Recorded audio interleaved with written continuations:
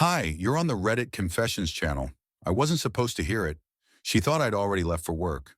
The front door was shut, but I was still standing in the laundry room, trying to find a clean pair of socks. That's when I heard her on the phone, light and laughing.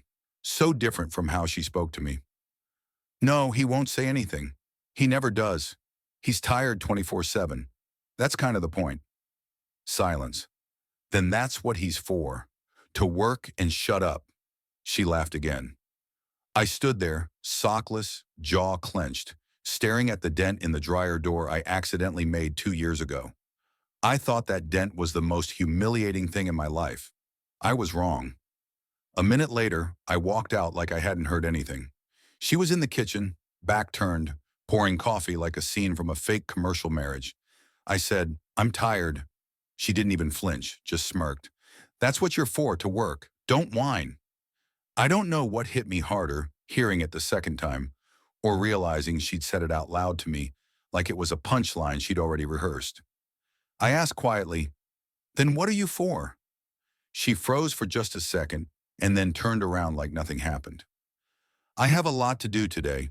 Can you pick up more detergent on the way back?" That was it. No answer, no apology, nothing. But that day I didn't go to work. Instead, I followed her. And that's when everything started unraveling. I sat in the car outside the salon for nearly 10 minutes, hands gripping the steering wheel tighter than I needed to. Frances's words echoed in my ears like a scream buried in cotton. "She hasn't worked here for 3 weeks. Didn't she tell you?" No, no, she hadn't. I drove away, not even sure where I was going. I just knew I couldn't go back home yet. Not with my head spinning, not with my stomach turning like I'd swallowed a dozen rocks. I parked behind a dusty Dollar Depot 2 towns over, the kind of place no one looks twice at. I sat there until the sun started dipping, my thoughts unraveling in slow, ugly waves. For 3 weeks, every morning, she'd put on that same maroon uniform. Every afternoon, she'd say, "Rough day, the boss is crazy." Every evening, she'd toss her shoes by the door and complain about customers, co-workers, how no one ever appreciated her. I believed all of it. I believed her. When I finally got home, she was already there, lounging on the couch in a silk robe she hadn't worn since our anniversary 2 years ago. She had a wine glass in one hand and some kind of show playing on the TV, but she wasn't watching it. She just stared at me with that glazed-over look like I was the one intruding.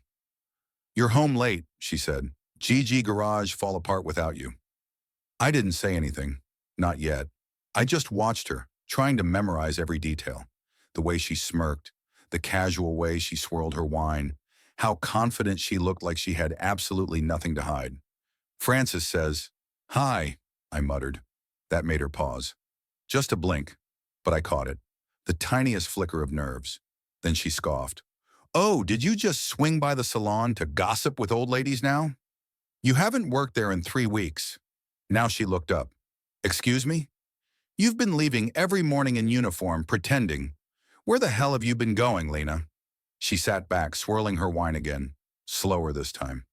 "Don't start with your paranoia, Curtis. You work too much and sleep too little, and now you're hearing conspiracies." I laughed. I laughed, and it scared both of us. It wasn't funny, but it was either that or scream. "You lied every single day. But fine. Let's say I'm crazy. Unlock your phone." She clutched it instinctively like it was her heartbeat. "No." "Why not?" "Because I don't like the way you're talking to me." "You mean asking questions?" She stood up fast, knocking over the wine. It bled across the carpet like a crime scene. "This is why I didn't tell you," she hissed. "You turn everything into a drama. You whine, Curtis. You whine when you're tired, when you're confused, when you don't get what you want. That's what this is. Another sad little tantrum." I stared at the mess on the floor. "So, where do you go?" She didn't answer. But that silence was loud enough to shatter everything I thought I knew about my marriage. The next morning, I pretended to sleep. I kept my eyes barely open, just enough to see Lena get ready in the mirror. Same uniform, same perfectly straight ponytail, same spritz of perfume she never wore for me anymore. I watched her grab her work bag and tiptoe out the door, like she didn't want to wake me. But her phone was still under her pillow. That was her mistake. I waited 5 minutes, heart racing like I was robbing a bank. I reached beneath the pillow and pulled it out. I didn't expect it to be unlocked, but it was. No passcode, just a simple swipe. My hands were shaking, and I knew if she came back in for any reason, I'd be caught. But I had to know. First red flag, a text thread with someone saved as L. Just the letter. The last message read, "Can't wait to see you again today. Same hotel." That was from her. The response already got the key. Room 213. I felt something cold crawl up my spine. I kept scrolling. There were months of messages, plans, jokes, photos she never sent to me. She told him about me like I was some pitiful old roommate she couldn't get rid of. She even called me the mule. I didn't cry. I didn't scream. I just sat there in the quiet, holding her phone like it was burning a hole through my palm. I took screenshots of everything and emailed it to myself. Evidence. Not that I even knew what I'd do with it yet. I skipped work again, told the boss I had car trouble. Then I drove across town to a cheap hotel with a broken neon sign that buzzed even in daylight. I parked out back and waited. 2 hours later, a silver car pulled in. She stepped out in different clothes now, ripped jeans and heels, not work clothes. Her bag was still the same, though. So was her smile. A man opened the door for her, tall, confident, wearing a wedding ring. I stayed in my car. I didn't charge in. I didn't make a scene. I just watched them disappear into room 213. Then I did something she never expected. I drove straight home and packed a bag. Just one.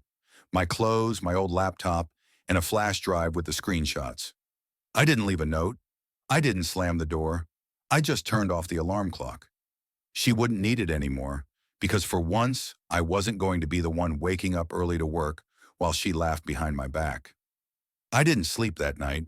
I sat on my brother's couch, staring at a muted television, watching people cook pasta. I didn't have the stomach to eat. I'd only told him I needed a few days away from home. No details, no accusations. I couldn't even say her name out loud yet. Felt too much like admitting the truth. That I'd been lied to for longer than I'd known. That I'd been played, used, and laughed at behind my back. The next morning, I didn't go to work again. My phone was full of missed calls and texts from Lena. "Where are you? This isn't funny. You better answer me. And finally, I swear, if you're pulling one of your moody games again." I didn't respond. Not even when she left a voicemail crying, asking if I was hurt, saying she was worried sick. It was laughable. She hadn't been worried sick when she was booking hotel rooms under fake names, or when she was kissing a married man while wearing the necklace I bought her for our anniversary. Later that day, I logged into our shared bank account and started downloading statements. I didn't know why I hadn't done it sooner. The lies weren't just emotional, they were financial too. Hotel bookings under vague merchant codes, purchases at upscale restaurants I'd never heard of, Uber charges that didn't match her supposed work hours. It didn't take long to map out a pattern. She wasn't just sneaking around, she was using my money to do it. I called the hotel pretending to be her husband, which technically I still was, asked if room 213 had any forgotten items. The front desk clerk probably knew, said, "Oh yeah, the Roberts couple forgot a scarf and a key card." Roberts, that was the name she used. Not her maiden name. Not mine. Just something made up and clean. I asked him to hold it until someone could pick it up. Then I hung up and stared at the floor for 10 minutes straight. The worst part, it didn't even surprise me anymore. By the time she finally tracked down where I was, after harassing my boss, calling my mom, even showing up at my brother's garage, I was numb. She banged on the front door like she was the victim of some cruel prank. When I opened it, she looked at me like I was the cheater. "Curtis," she said, tears already queued up. "What are you doing here? Why are you acting like this?" I held up her phone. I brought it with me when I left. It was still unlocked, open to the screenshots. "I know Lena. I know about the hotel, about the texts, about the name Roberts. I know everything." She stared at the screen like it wasn't even hers, like I had forged the evidence with spare time and resentment. Then her expression changed. Her lips trembled, not with guilt, with rage. "You went through my phone," she whispered. That was her first concern. Not the affair, not the lies, not the man with the ring. Just that I had dared to uncover what she thought she'd hidden well enough. That told me everything I needed to know. I never thought I'd hear a grown woman say the words, "You invaded my privacy," with such righteous fury while her betrayal was still glowing on the screen. She wasn't sorry. She wasn't ashamed. She was angry. Furious, actually, that I had peeled back the curtain on the life she thought she could keep separate from the one she shared with me. She stepped into the living room like she still had rights in this space, like I should be the one apologizing. "You shouldn't have gone through my phone, Curtis," she said again, voice trembling. Not from guilt, but from entitlement. "I don't go through your stuff." I nearly laughed. "Because you already assume there's nothing to find, right? Because I come home every night with calluses, and you come home with perfume that's not yours." She crossed her arms. "You don't get it." "No, I really don't. So help me out." She looked away, jaw clenched, and then she said it, the line that made something in me truly snap. "You stopped being a husband a long time ago. You're just there. You work, you eat, you complain. You haven't touched me in months." That wasn't just a cheap shot. It was a rewrite of reality. I had tried. Even when I was exhausted, even when she brushed me off, I still asked her how she was. Offered to cook. Planned a weekend trip she canceled at the last minute. I still showed up every day while she was in hotel rooms under fake names. I asked quietly, "So what? Cheating was the solution?" She didn't answer directly. Instead, she muttered, "At least with him, I feel something." That was it. That was the knife in the chest, twisted with a smile. Not because she admitted to the affair I already knew, but because she said it like I should understand. Like I should nod and agree that I'd failed. That I was the reason she started texting someone else while I was underneath cars 12 hours a day. "I didn't leave because I didn't want to ruin everything," she added. "I thought we could fix things if you stopped acting like such a victim all the time." It was almost impressive the way she flipped it. Somehow I was the problem for noticing the smoke and asking if there was a fire. "You used my money," I said calmly, too calmly. "You lied every day and you're still standing here blaming me because I got tired." Her face fell for a second. Just a second. But then it hardened again. "I didn't want this to be permanent. You checked into the same hotel every week." Silence. "You called me the mule. You mocked me." That landed. Her eyes darted away. "You don't get to cry now," I said, stepping past her toward the door. "You lost the right to be the victim the second you started building a second life while I was building our first." She didn't follow me. She didn't say my name.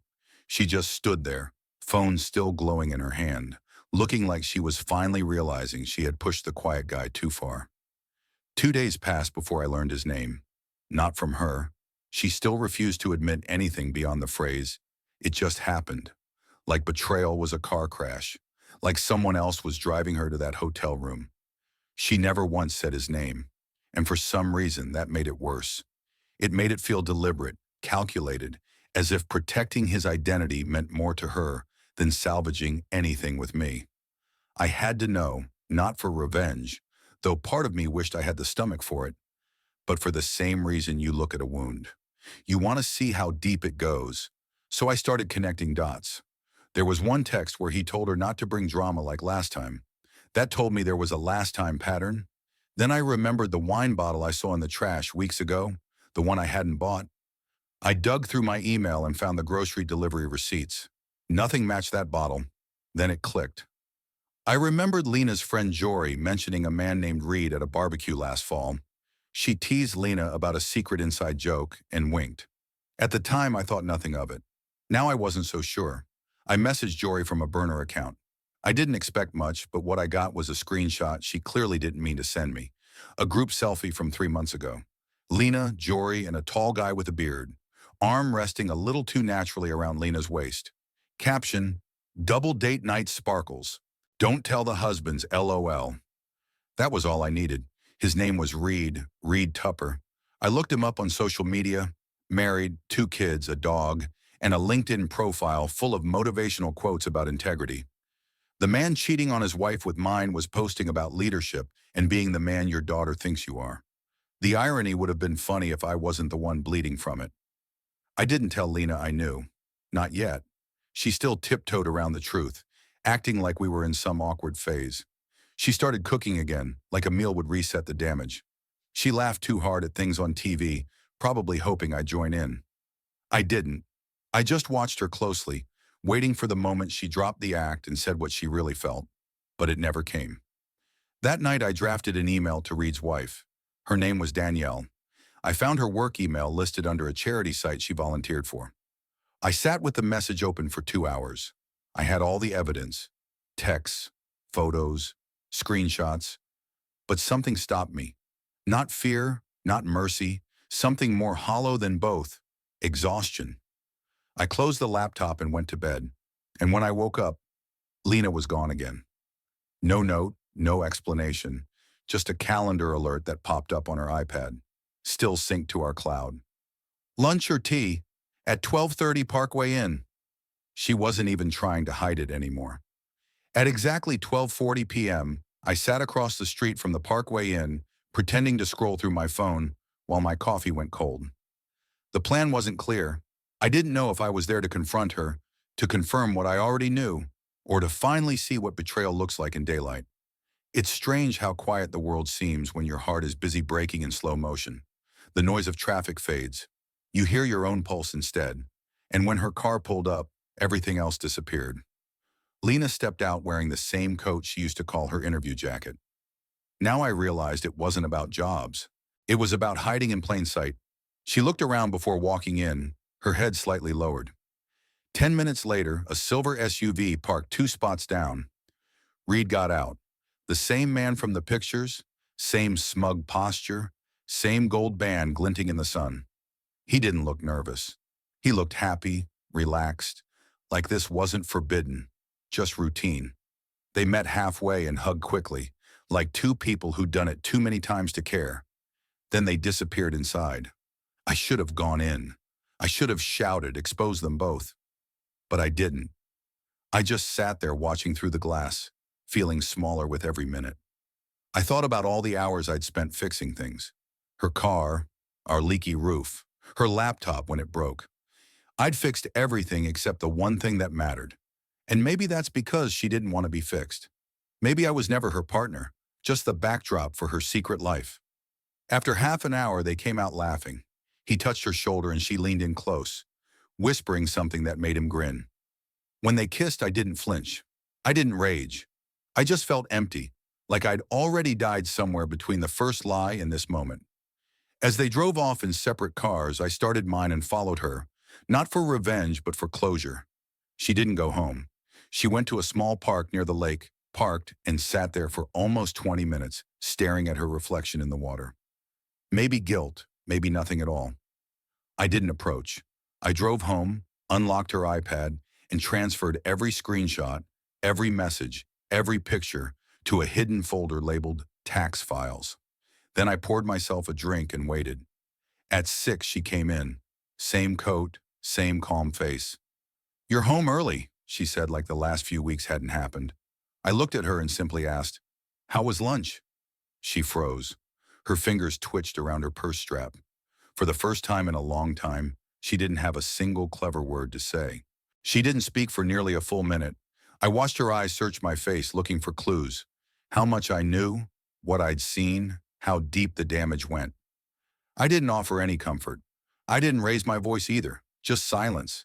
The same kind she gave me all those nights she left without explanation. "How was your day?" she finally asked, her voice smaller than I'd ever heard it. "I followed you," I said plainly. "I saw Reed. I saw the kiss. I saw everything." Lena collapsed onto the couch like her legs gave out. The room stayed quiet for a while, her breathing getting shakier, her hands clutching her knees like that would hold the world together. But the world she built, this double life, this secret routine, it had already cracked. I didn't yell. I didn't accuse. I just told her I was done playing the fool. "I'm not here to beg or fight," I said. "I just came to say goodbye before the lawyers handle the rest." That broke her. She tried to spin it, of course. She claimed it wasn't serious, that it was a mistake, that Reed meant nothing. Then she blamed stress, then loneliness, then me. But none of it landed anymore. I had finally reached the place she never expected me to find. Clarity and peace. I moved out that night. My brother had an extra room. I picked up extra shifts for a while just to stay busy, but eventually I started going home earlier, sleeping better, laughing more. I signed the divorce papers without shaking, and the best part, I finally stopped feeling like a shadow in my own life. A few months later, I got a call. It was Reed's wife, Danielle. I hadn't sent her anything, but someone had. She thanked me for my silence, said it gave her time to prepare. She was moving forward too. Somehow, knowing we both chose peace over chaos felt like the real win. And as for Lena, she sent a message last week. Just one sentence. "You seem happy now." I didn't reply. She was right. I was. Sometimes the loudest revenge is rebuilding your life in silence. Now I want to hear from you. What moment in this story shocked you the most? And what would you have done differently? Share your thoughts below. And don't forget to subscribe to Reddit Confessions for more powerful stories like this.